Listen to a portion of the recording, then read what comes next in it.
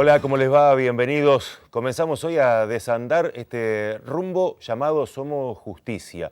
Un ciclo que inauguramos hoy y en el que hemos elegido uno de los hechos judiciales que más nos ha conmocionado en los últimos tiempos.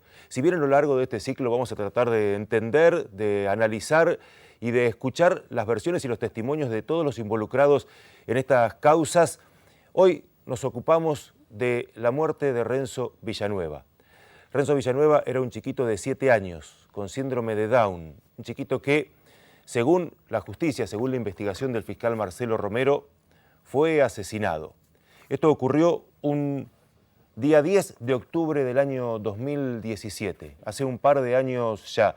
Eran cerca de las 8 de la noche. Renzo estaba en un departamento en el 7º piso. Allí, también junto a él, estaba su padre, Diego Villanueva, y la pareja de su padre, Rosa Martignoni. Renzo cayó desde el 7º piso. Lo primero que se sabe de esto es un llamado telefónico de Diego Villanueva a su ex esposa, la mamá de Renzo, a Ángela, diciéndole solamente Renzo, Renzo. A partir de ahí es que comienza la justicia a indagar qué pasaba. El Renzo, Renzo inicial parecía ser como una súplica. La súplica de un chiquito que había quedado tendido en el estacionamiento bajo la llovizna de esa noche, con la cabeza apuntando hacia calle 56. Después se detalló esto en todas las pericias que se realizaron, boca abajo y con algunos hematomas en su cuerpo producto de la caída.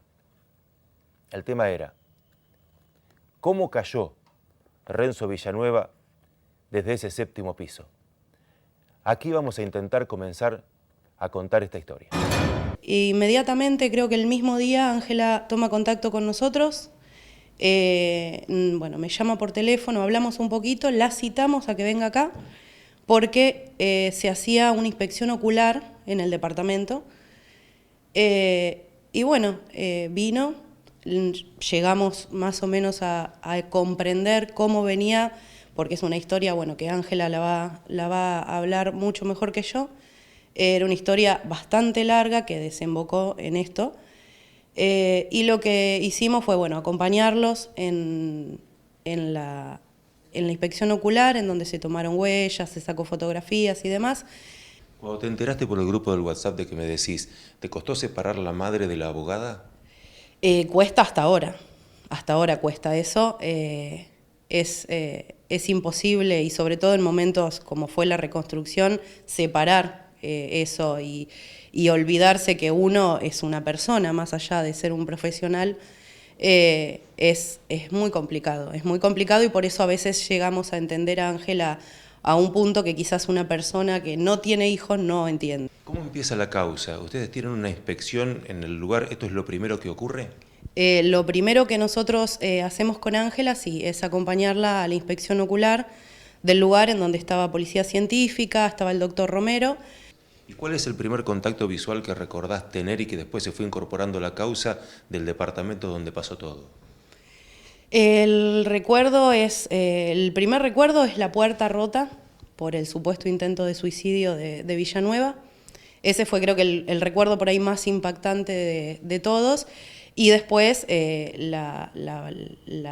lo pequeño del lugar, que nunca nos cerró cómo algo así podía pasar en un lugar tan chico.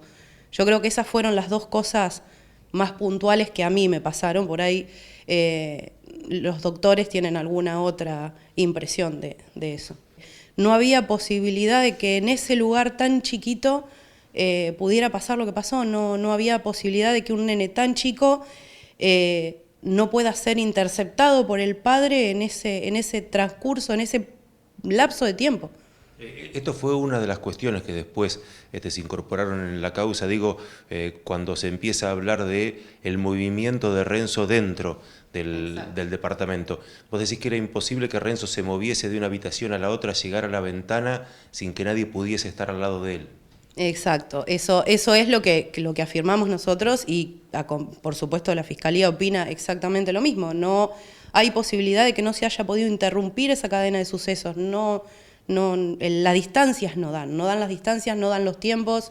y muchos otros detalles, ¿no? Como los elementos que supuestamente usó Renzo para hacer ese escalamiento que terminó en la caída. ¿Era imposible, cuando vos viste ese departamento, era imposible que Renzo se hubiera trepado a algo? Sí, totalmente imposible, y más por los elementos que supuestamente usó para treparse, por la estabilidad, por la altura de la ventana, por un montón de cuestiones. Lo afirma también el informe de la policía científica, ¿no? Es imposible que se haya podido trepar a un patapata que tiene ruedas, por lo tanto se desplaza, y un turboventilador que no tiene estabilidad como para que alguien se apoye. Luego de esto nos enteramos de muchas cosas más, muchas cosas que tuvieron que estar incorporadas en la causa en el después. Por ejemplo, ¿en qué momento es que el fiscal Romero decide que tanto Villanueva como Martignoni dejan de ser simples testigos de este hecho para ser imputados como los presuntos culpables? Bueno, esto es a partir de algunas contradicciones. Ambos habían declarado en la causa, habían declarado en testimonial, habían contado su versión de qué es lo que había pasado. Ambos habían dicho que Renzo se había caído desde ese 7º piso, pero había algunos elementos que hacían sospechar que esa caída no había sido natural. Uno de ellos tenía que ver con la distancia. Renzo cae a cerca de 2 metros del borde del edificio. Mirando hacia arriba, uno no encontraba en ese edificio ninguna saliente, ningún elemento que hubiese hecho sostener que el cuerpo de Renzo había rebotado y había caído un poco más lejos de lo que la inclinación de su cuerpo podía dar. Además, 2 o 3 cosas más. Tanto Villanueva como Martignoni dijeron que Renzo tenía una linternita en la mano y que, a pesar de tener una linternita en la mano, él se había trepado a un patapata, de ahí a un ventilador, de ahí a la ventana y de ahí había caído al vacío. ¿En qué se contradecía esto? Entiende el fiscal, con lo que realmente había pasado. Algunos detalles que son casi hogareños. Por ejemplo, el ventilador que estaba al borde de la ventana donde supuestamente se habría apoyado Renzo, era un ventilador que había estado guardado y que tenía en la parte de arriba, en el filo, toda el polvillo que puede tener un ventilador guardado. Entonces, cuando los investigadores miraban eso, decían, este polvillo es el que está acá desde hace cuánto tiempo. Si alguien hubiera pisado, acá estarían las pisadas, estarían las huellas. Eso no estaba. Bueno, eso fue uno de los indicios. Pero además hubo otras cosas que los abogados de Ángela nos estaban contando. Una cuestión no menor, que fue la distancia en la que separaba de la ventana a dónde quedó Renzo en su reposo final.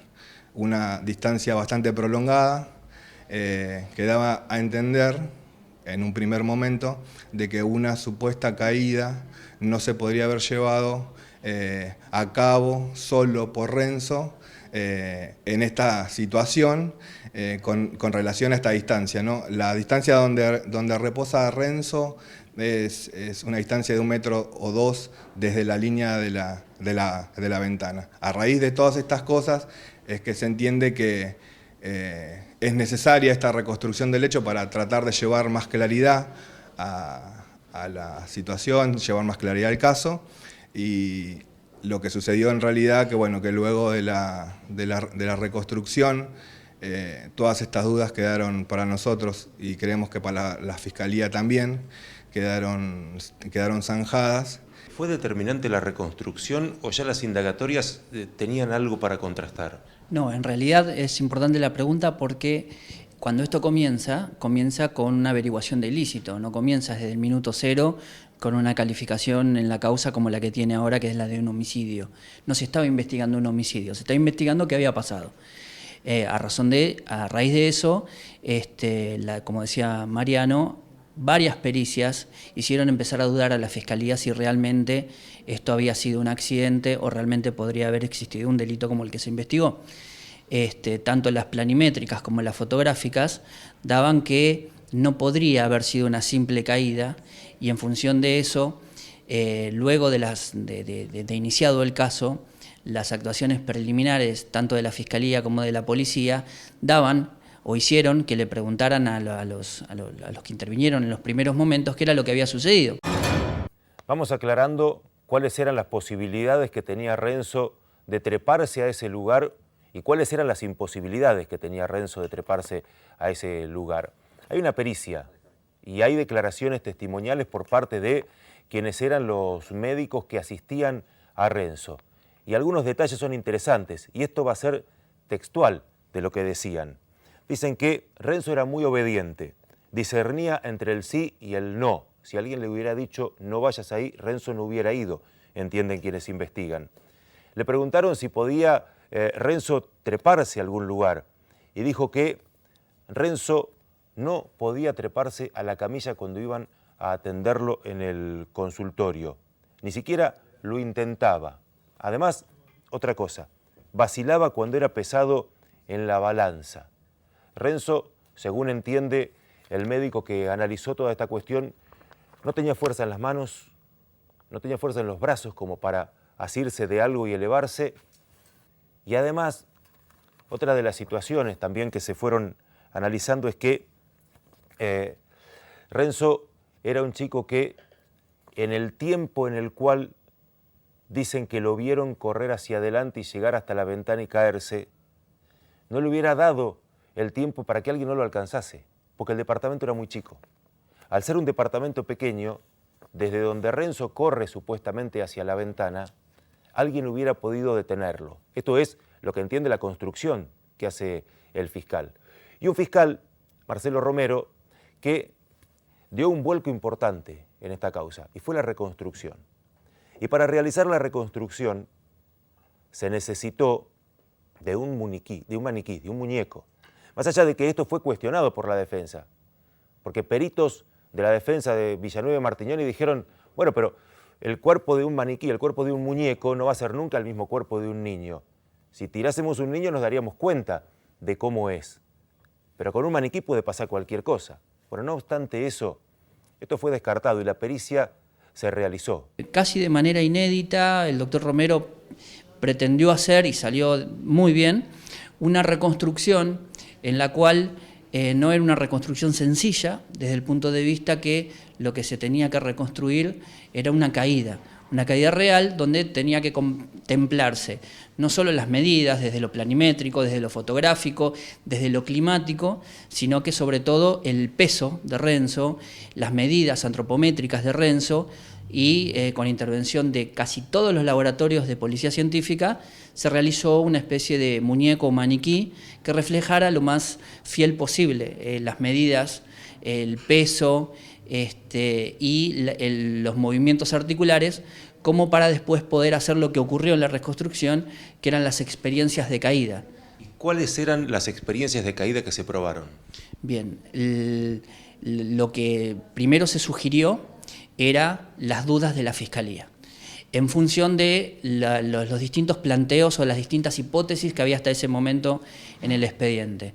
Desde la primera versión dada, que podría haber sido un escalamiento y caída accidental, se hicieron las primeras 3, 4 o 5 caídas redundaron en eso, si podría haberse agarrado Renzo del marco de la ventana, sin agarrarse, si podría haberse asomado y perdido el equilibrio, si podría haber pasado un pie, si no lo podría haber pasado, si podría haber cabalgado en lo que es el riel de la ventana para poder saltar o caerse, en definitiva. Fue muy importante en ese momento, dentro de la tercera o cuarta experiencia que había propuesto la Fiscalía. En la reconstrucción estuvo presente la jueza de garantías, la doctora Marcela Garmendia, y ella se posicionó para observar la reconstrucción desde el departamento. Es decir, la doctora Garmendia estaba arriba, el doctor Romero iba y venía, Mariano estaba arriba junto con ellos, lo que se veía desde la ventana, y nosotros por debajo. Y en esas experiencias, tanto el fiscal Romero como la doctora Garmendia nos solicitó a las partes, al abogado defensor de los imputados y a nosotros, que propongamos dentro de nuestras hipótesis algún tipo de caída. Obviamente la defensa seguía en su tesitura de que esto había sido un accidente, propone una caída más, Y nosotros, dentro de lo que era nuestra postura, la imposibilidad de que se haya caído solo, propusimos que se establezca la posibilidad de que haya sido arrojado, agarrado de alguna parte de su cuerpo y con una necesaria fuerza o con un necesario impulso hacia afuera para que verdaderamente pudiera establecerse, de acuerdo a la caída del maniquí, si realmente había habido un arrojo de la ventana, ¿sí? Y la octava fue la que determinó efectivamente, sosteniéndolo a Renzo desde la ventana, dándole una fuerza, un impulso al maniquí, realmente desde ese caso cayó, o por lo menos quedó en estado de reposo, en la silueta donde verdaderamente había sido encontrado. Homicidio y homicidio agravado por el vínculo son las calificaciones que deben enfrentar ahora Rosa Martignoni y Diego Villanueva.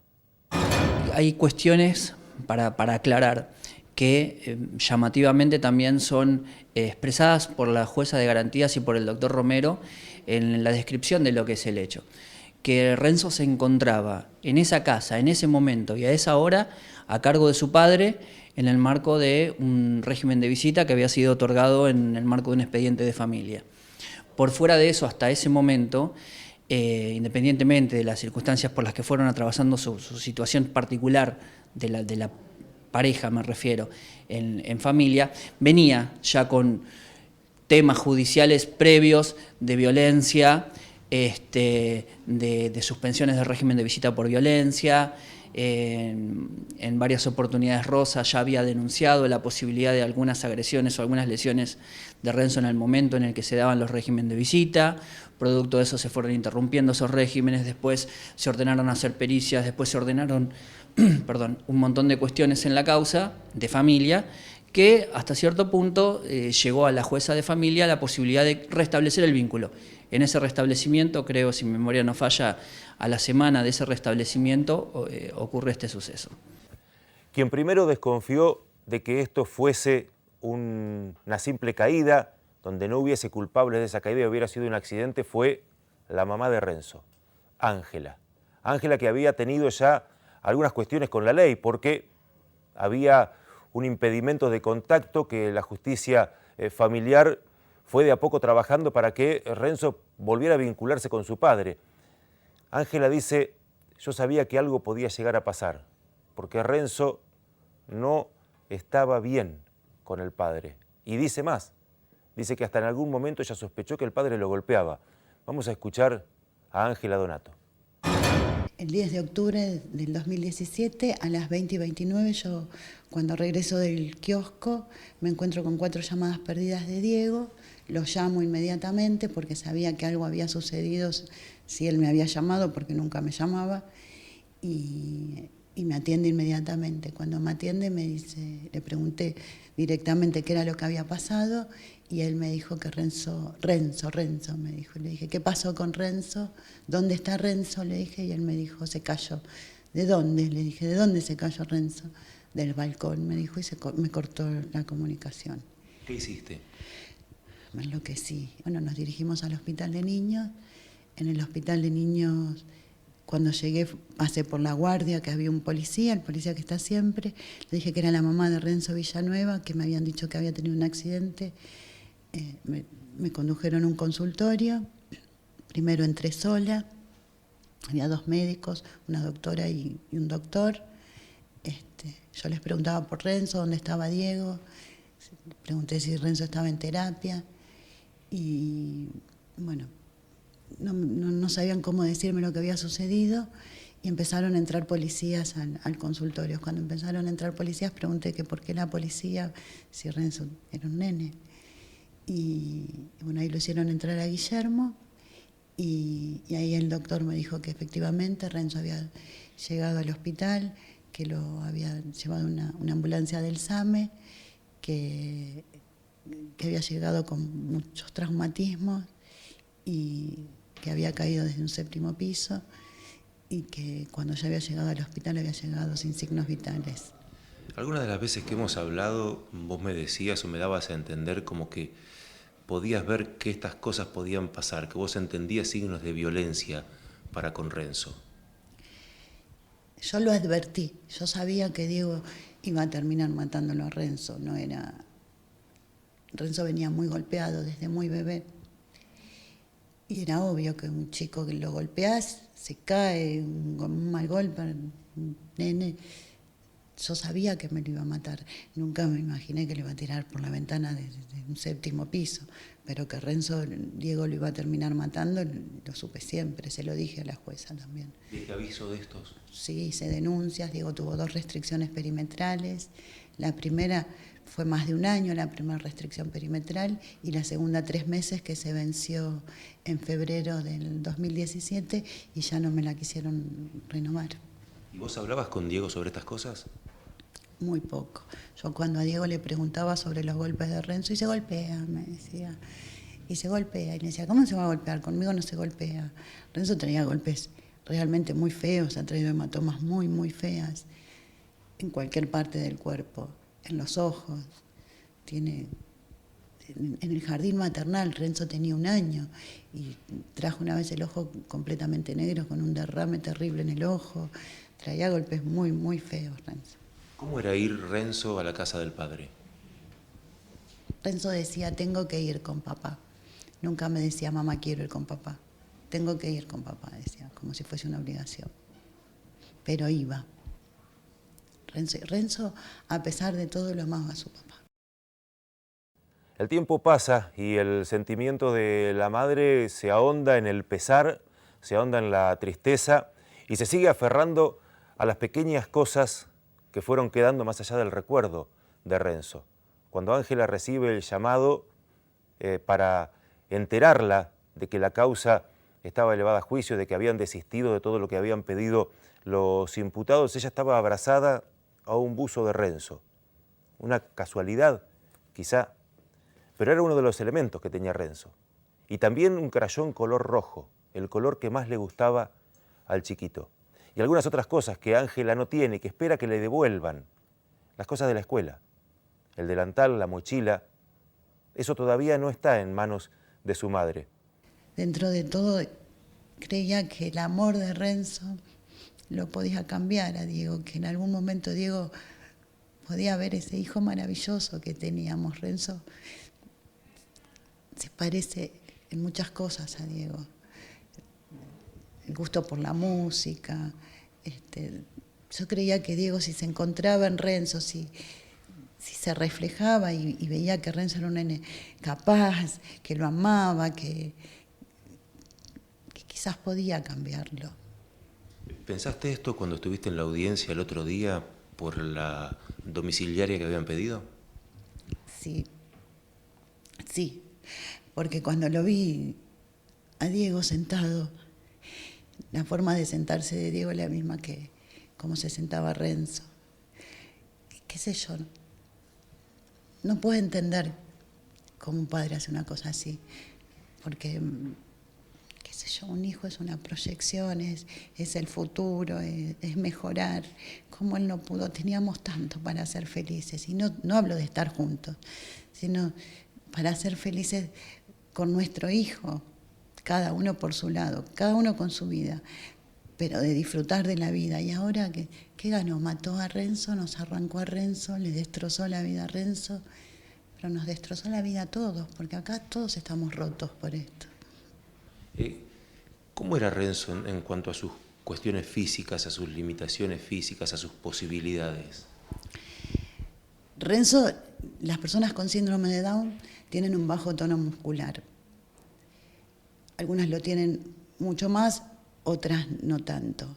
Renzo nunca fue un nene muy hipotónico. Por su estimulación, eso se va mejorando con la estimulación, pero es algo que lo llevan toda su vida. Para trepar y esas cosas no podía mirar. Unos días antes que pase lo de Renzo, Diego había cambiado. Ese año fue un año muy difícil con el tema de la obra social. Renzo falleció y nunca volvió a tener el carnet de la obra social. Yo no podía hacer ningún trámite en la obra social. Entonces Diego había cambiado el centro de estimulación donde iba Renzo. Y cuando me entero de esto en una reunión de la escuela, salí directamente para el centro donde Diego lo llevaba a Renzo. Y tuve 2 entrevistas con las chicas del centro.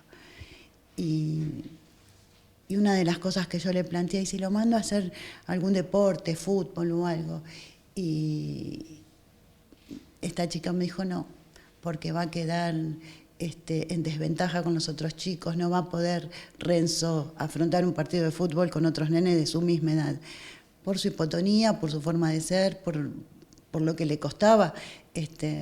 Renzo no te pateaba la pelota, le tenías que decir, Renzo, patea la pelota, le tenías que mostrar como Renzo, el juego no lo comprendía a veces por motus propio, había que explicarle. Esas eran las limitaciones que tenía Renzo. ¿Seguís aferrada a Renzo? Sí, al amor de Renzo, a mí me sostiene el amor de Renzo. A mí muchas veces me preguntan, ¿y cómo seguís?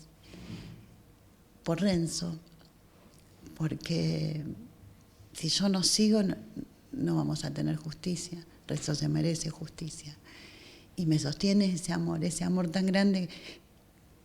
Yo siempre decía que cuando estábamos con Renzo, era tan grande el amor que teníamos que se sentía, que se podía tocar. Me lo cuestionaron muchísimo cuando decía eso. Y yo me sigo aferrando a ese amor. Yo sigo sintiendo ese amor de Renzo. De esa energía que había cuando estábamos juntos. Eso que él tenía, que cada lugar donde estaba lo podía cambiar. Renzo mejoraba cada lugar donde estaba. Era especial, muy especial, pero como persona. No hablo especial por el síndrome. Él era una persona especial, era una persona que podías correr, estar enloquecida por un montón de cosas. Él tenía una forma de decirte las cosas que no te detenías porque era más importante él, jugar con él, darle un beso a Renzo si le dolía algo. Te decía que yo siempre cuando le dolía algo lo besaba y él me decía que después de ese beso estaba mucho mejor. Y por ahí él me veía correr y me decía algo, o si no pasaba y me decía, ¿qué pasa, mamá? Y ahí yo frenaba porque no tenía derecho a andar corriendo, si por correr no lo iba a solucionar más rápido. Y me detenía con él, a jugar, a sus cuentos, a que siempre algo había nuevo para enseñarme. Habrá que esperar el juicio y habrá que tratar de cerrar una herida en la vida de la familia de Renzo Villanueva. Esta ha sido la primera entrega de este Somos Justicia. Semana a semana iremos desandando los caminos de las distintas causas que fuimos analizando a lo largo de todos estos últimos años. Y nos encontraremos con muchos hechos que por ahí nos quedaron atrás en la memoria, pero que los vamos a recrear. Gracias por acompañarnos. Hasta la próxima.